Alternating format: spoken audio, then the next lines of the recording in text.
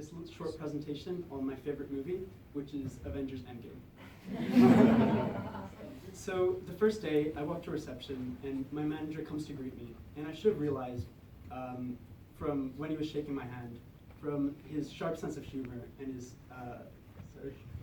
beard, that it was none other than Tony Stark. I also met. Wait, I died? You what?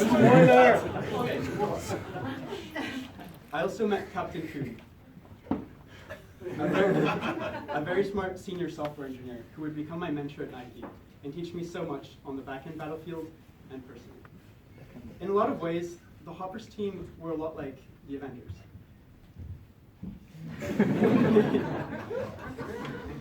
Each assembled from all different backgrounds for this one mission, which was to create the future of sport. Each of them had their own superpower, from back end to front end to product management and Scrum wizardry. And we were assembled to create the future of sport through content optimization. So we have an A/B testing platform, and what helps me think about this is there's a famous quote in marketing that goes, 50% of our content and ads are working perfectly, but we don't know which 50% that is. So our A/B testing platform basically lets a content author make two different designs and test them at the same time on, for example, Nike.com, and see exactly which one works best. Rob explained it probably much better than I can, but I feel like our testing platform helps answer this question. What if you could go back in time and do things differently? There's going to be some spoilers for the movie now, just 2 slides, so if you haven't seen it, just close your eyes and your ears. But I like to think of our A/B testing platform a lot like the time machine in Endgame. And the reason is because instead of having only one chance to test out a content design, you can have as many chances as you want. So it's basically like a time machine for content authors, because they can not only see what the reality and the outcome would have been like if they tested one version of their design, but also several different ones. It's literally just disappeared from my laptop. Time machine. No, I literally can't find the presentation.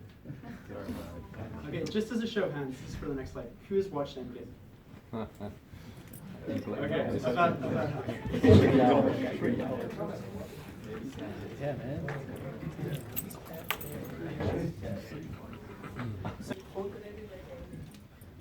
Hulk had a bit of problems with this time machine. And even though this time machine was super powerful, he'd suddenly send Ant-Man way into the future and make him into an old man, or way into the past and make him into a baby. So Hulk had this super powerful time machine. But what was the problem? That he wasn't able to see the effect he was having.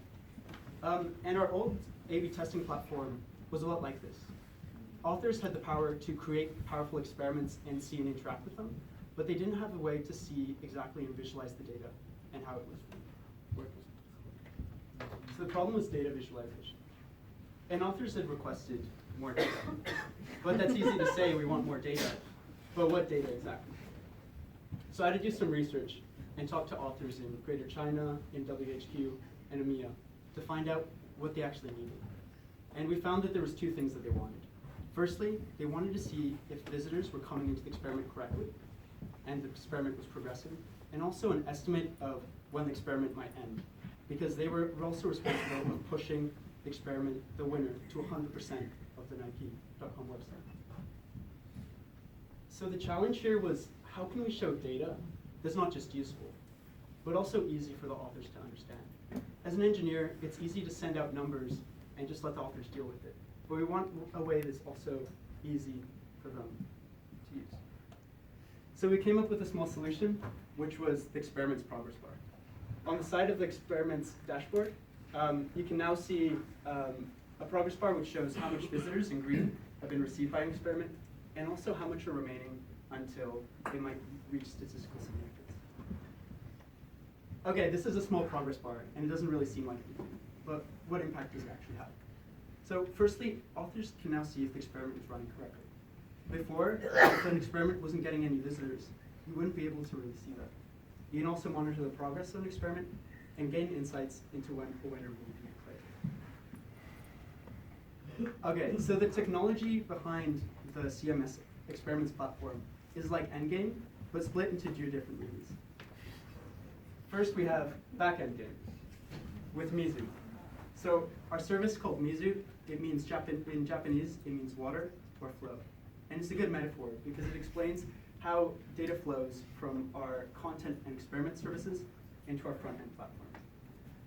To use this, we had to use Amazon DynamoDB and Java Spring Boot services and fetch data from the optimize the stats engine insert it into our DynamoDB table and then feed it to our front end.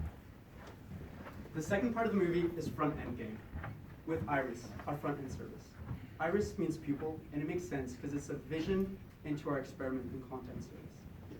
And here you can interact and create experiments.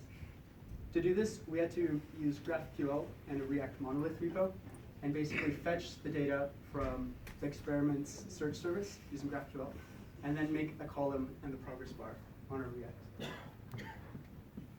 Okay, some quick lessons learned. Sorry, I'm going to try and keep it brief so you guys can go to lunch. First, as an intern, you know nothing, and that's fine. I'd never really worked with Java, with Amazon, or GraphQL, and everything seemed, even the Nike metaphors, it took me a month to understand. Only a month. Well, Chris made an app now, so we can search them up. But it's fine admitting that you know nothing, and it's a starting point where you can learn. Secondly, being a hopper means being a team player. I think one of the things that most surprised me about software engineering at Nike specifically was I thought it'd be 8 hours a day just typing away in your own corner in the dark. But what I found was 50% of the job was actually interacting with people, planning and prioritizing what you could do to have the most impact and how. Third, don't be scared to push to production. One of the things I'm most grateful for was Kuhn, my mentor, allowed me to work on a project that authors were actually going to use. And although that was very scary, it also helped me improve my code and make something that was actually going to be true. So I just want to say thank you so much to the Hoppers for taking me on board in this 2-month mission. I've learned a lot on the programming battlefield, and I hope they continue to make content optimization better at Nike and create the future of sport.